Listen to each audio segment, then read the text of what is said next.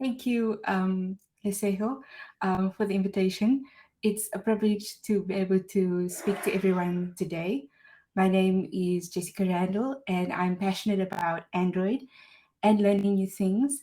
I am a Jetpack Compose enthusiast, and the title for my session today is Compose Your Way to Layout Bliss, Row Column Box, and the Use of Modifiers. In the session, we will journey through the basic layouts in Jetpack Compose, um, combinations of them, and the clickable modifier as well. So just for some context, I used Jetpack Compose within Android Studio, and when you write code within Jetpack Compose, you use Kotlin. So all my code snippets are written in Kotlin.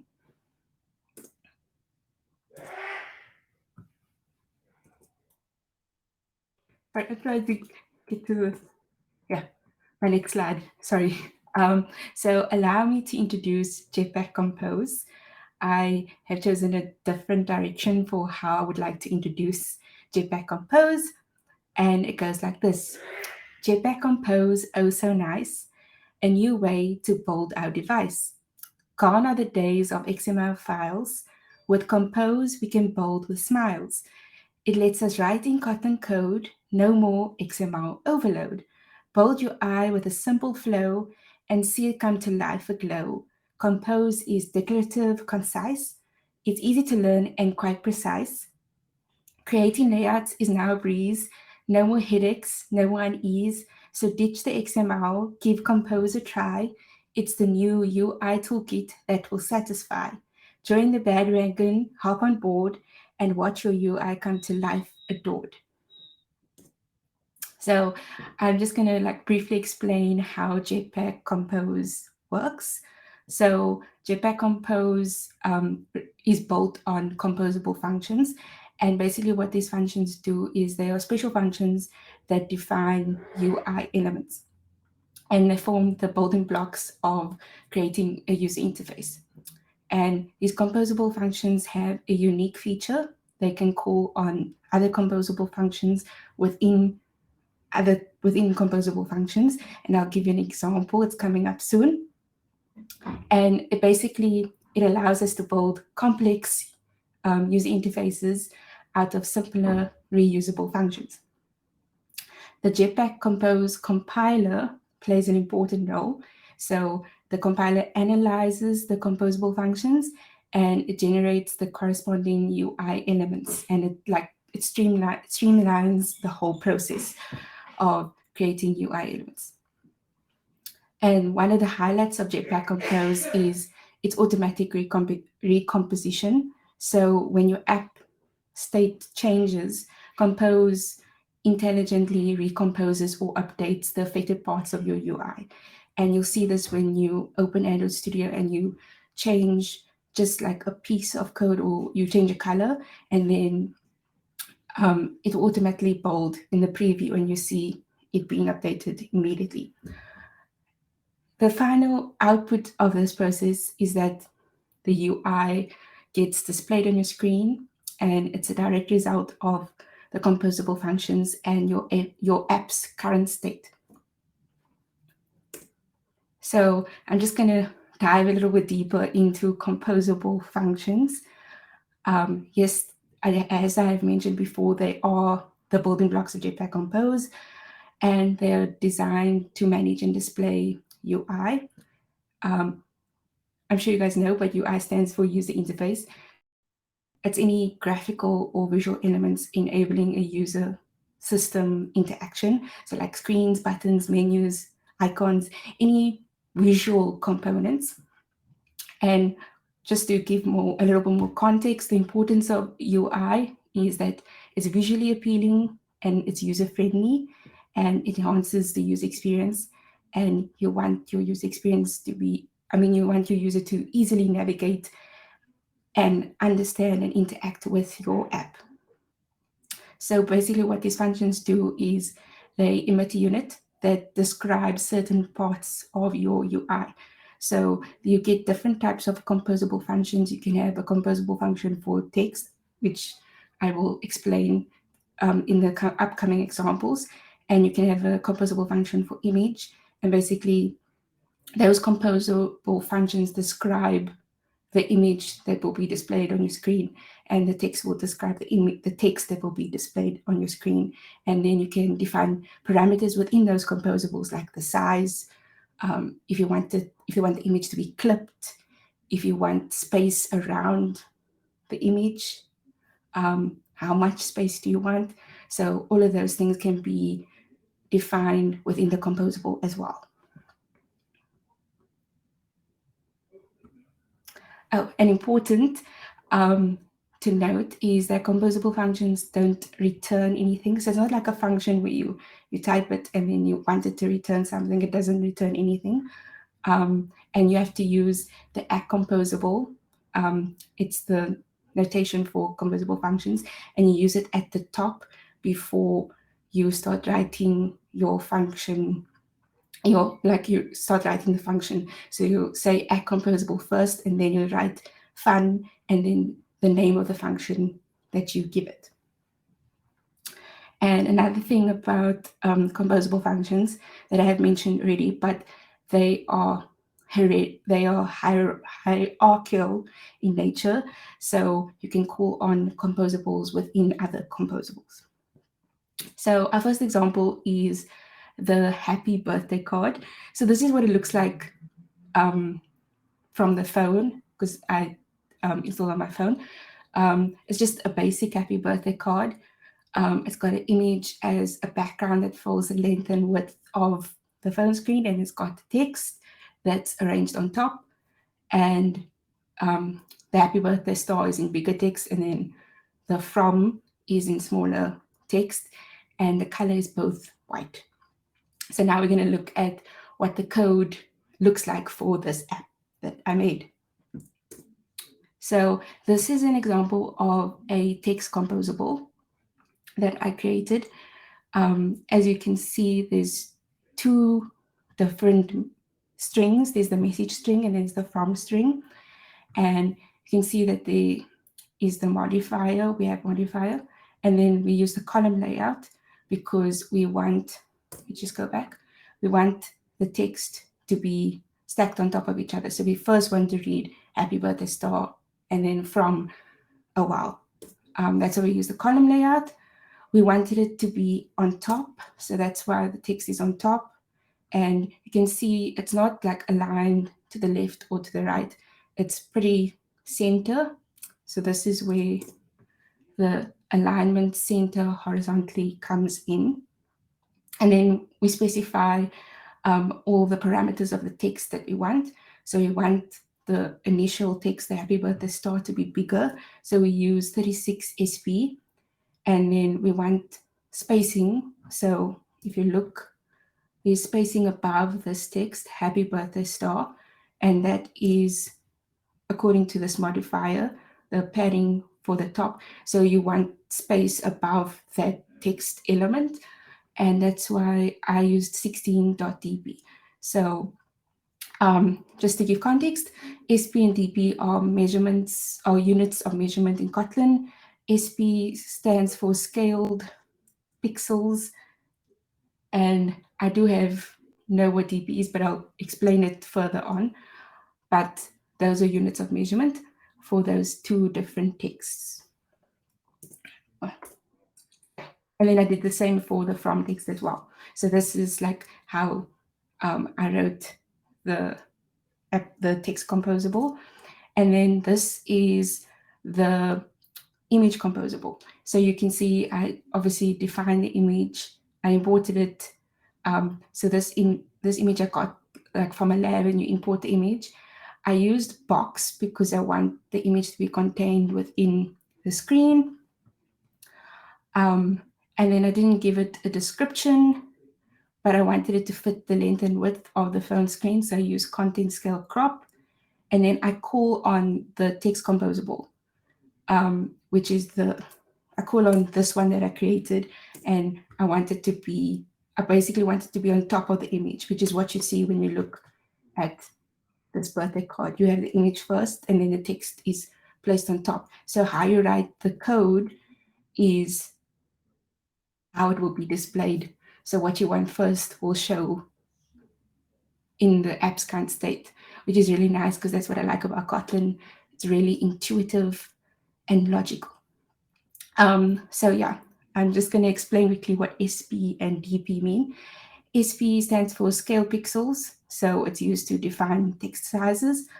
And then DP stands for density independent pixels, and it's used for either defining the size of UI elements, but also the spacing around the UI element as well.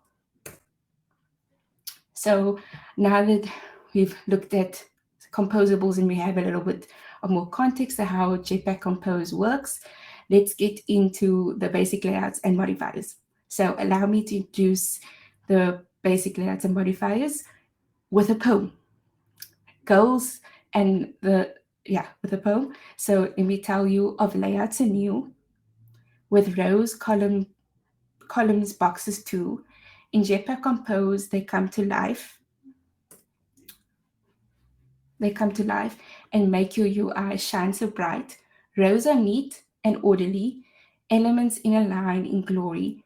One after another they appear, a simple layout that's quite clear. Columns stack from top to bottom, elements in order never forgotten. A layout that's tall and proud, elements stand out, not lost in the crowd. Box is different, it's a container where you can place elements, no brainer. A flexible layout where you can play with modifiers, it's easy to slay. Modifiers are the secret sauce. They make layouts fun, without a doubt. Padding, alignment, background too, they make your UI pop and woo. So embrace these layouts in new. With modifiers, they will delight you. In Jetpack Compose, they come to life and make your UI shine so bright. So allow me to introduce row. So row in Jetpack Compose is a function that arranges its child elements horizontally or in a horizontal sequence side by side. It's particularly useful when you need to display elements next to each other. Some examples would be like navigation bars or toolbars where you need things to be placed horizontally. Also like in forms and input fields where like labels and text fields need to be placed side by side. When you have like any product listing, so you have the image of the product and then you want the details of the product to be placed next to it, row is really the best to use. And then when you have like media controls, like play, pause, and any like information buttons, and you want it to be placed side by side for easy access, you use row. And basically it's really advantageous because you can arrange your elements horizontally and it helps the appealing and intuitive user interfaces. And it's a powerful tool for presenting information in an organized, easy to understand format. So this is the syntax for row. This is how you would write it in Kotlin or type it. So in the brackets, you would add like any alignment and arrangement features and modifiers that you want for the row. Like, do you want the row to be aligned vertically? Do you want it to be arranged a certain way? Also modifiers would be like how much spacing do you want it? Do you want to give the row a height or width? So those are all really important, and you put that in these brackets.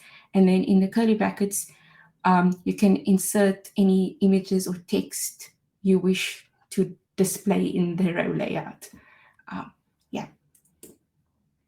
So I'm going to be speaking about arrangement and alignment and arrangement features.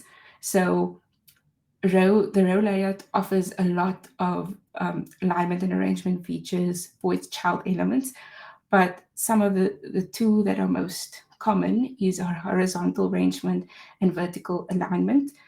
The name suggests what it means, but basically The horizontal arrangement allows us to arrange the child elements horizontally. So by default, they'll be placed from left to right. The vertical alignment allows us to align the child elements vertically within a row. And with this, you can specify. So you can say you want it to be aligned to the top, bottom, center of the row as you wish.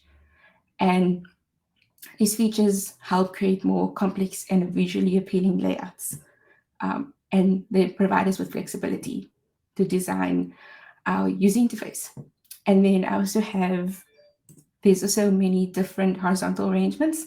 So on the screen, you'll see that I'm displaying the different horizontal arrangements. So for equal weight, what the arrangement does is it evenly distributes the available horizontal space among multiple items within the row. For space between, the children are placed evenly across the main axis without any space before the first or after the last child.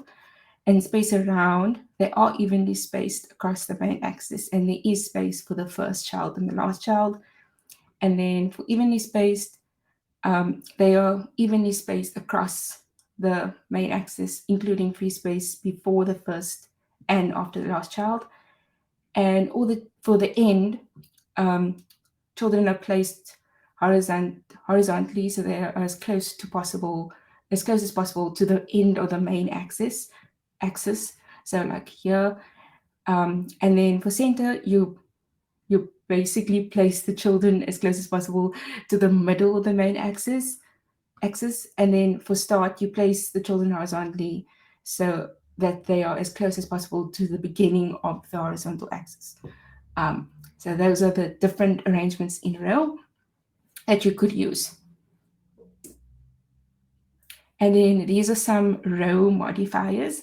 So modifiers in Jetpack Compose are functions that allow us to adjust the appearance and behavior of UI elements, such as size, color, padding, and basically how you use them is you use the dot notation, and there is more code where you see use modifiers, and they come in handy with row layouts. So padding, as I said before, it adds space around the row child elements. You can specify the value of the padding, or you can adjust it according to screen size. So far, I've just specified a value, but you can specify if you just want the top, or you want the bottom, or you want the start or the end, or you can just say all if you want them to be spacing at the top, start, bottom, and end. And then spacing introduces like gaps between the child elements. And this can also be a fixed value, or you can calculate according to the screen size. And then you also have width and height, like I mentioned. So they also control the row's size. So you can specify the width and height of a row as well. And then weight, I did mention before, but basically the weight modifier distributes available space between based on a defined weight. So you can specify the weight. And I do have an example of where I do alignment allows you to control how you want your child element to be arranged. So you basically control the positioning of your child elements. So you align them along the cross axis, or you can arrange them horizontally from the start to the end of the row. And that's just how we can influence the appearance of the row and flexible and a customizable approach. And it gives you a lot of flexibility when you start designing your user interface. So example that I did with row. So I basically just created like an artist card, and I wanted the text to be displayed in a row layout. It's like from the phone when I installed it and then ran the app on my phone. This is what the code looks like.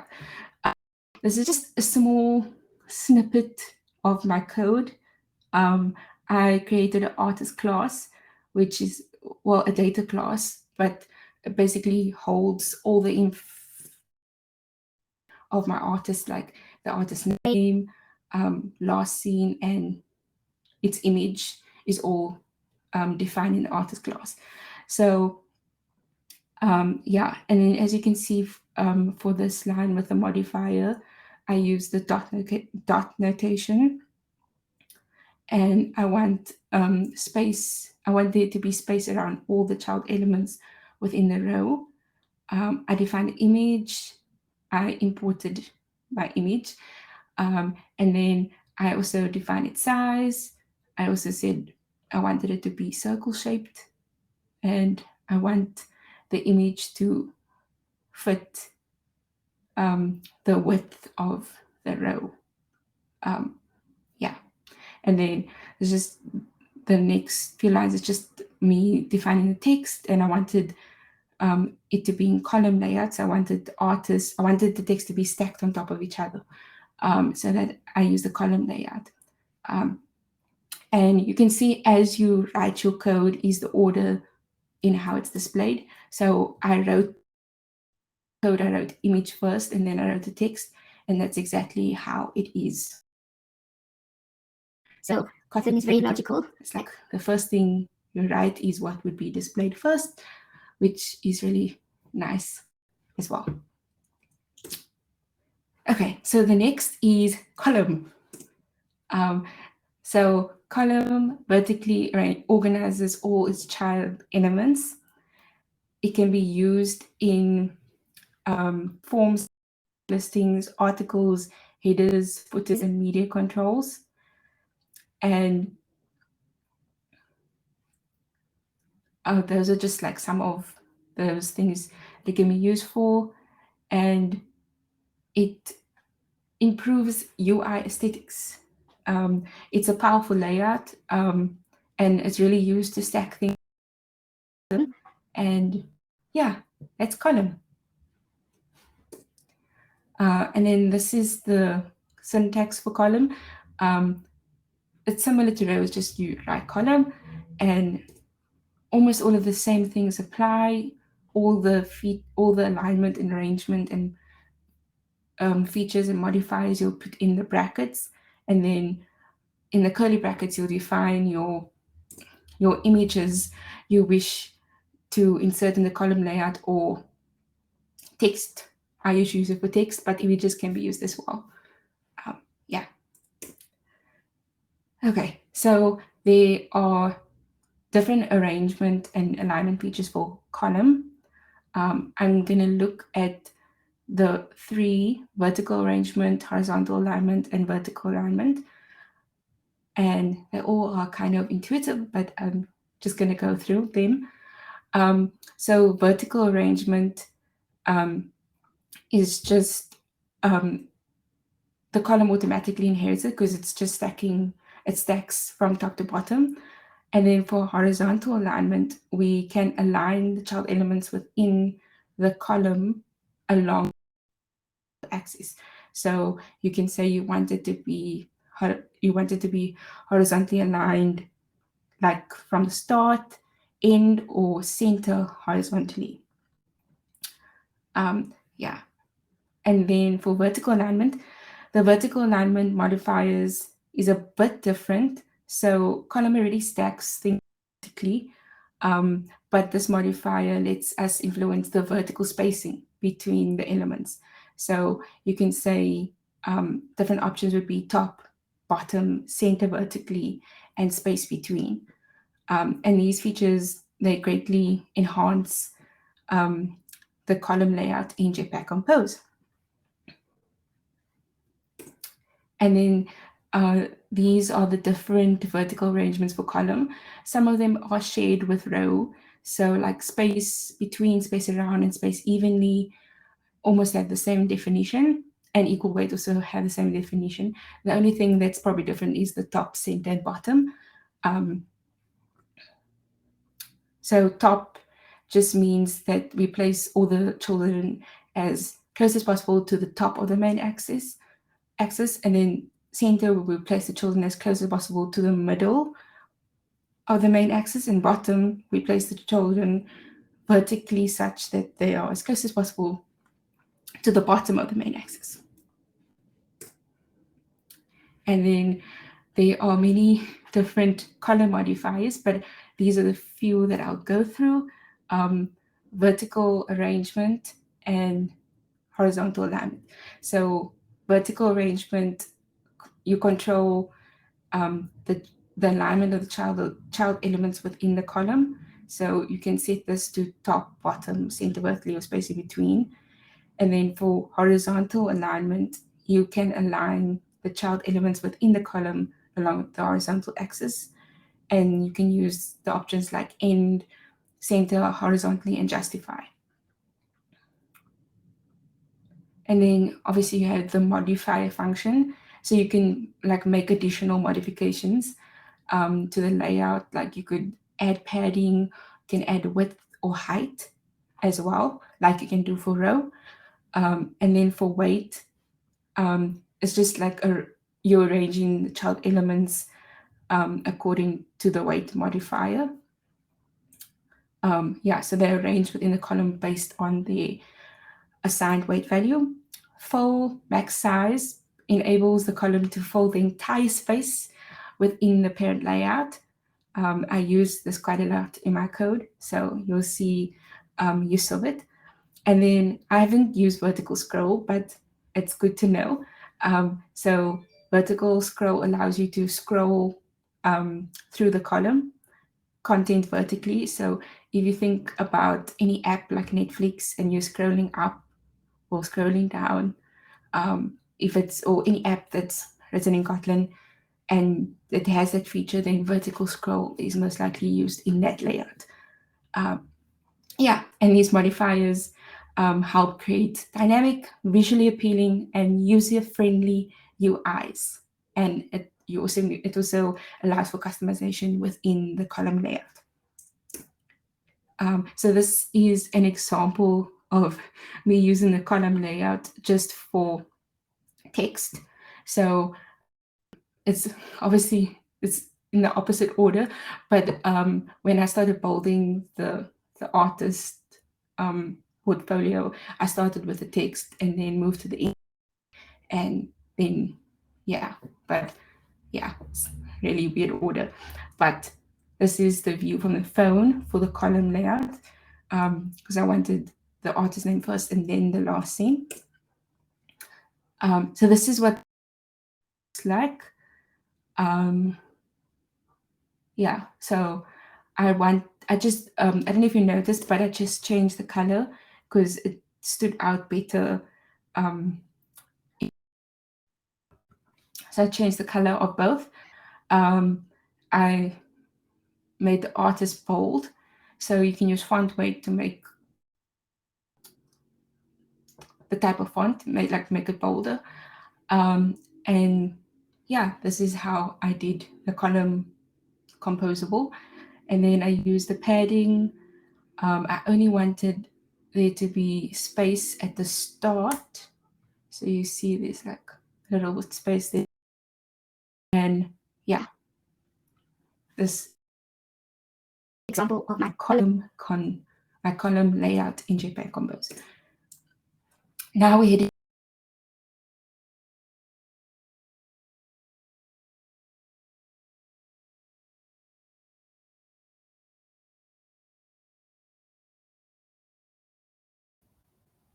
Okay, I think Jess lost the signal. Let's just give her 5 minutes to try get back on the platform. In the meantime, guys, you can ask your questions in the chat and then we will relay them to Jessica either after the talk or just before she comes back. So if you guys have any questions regarding Jessica's presentation, please leave them in the comments section.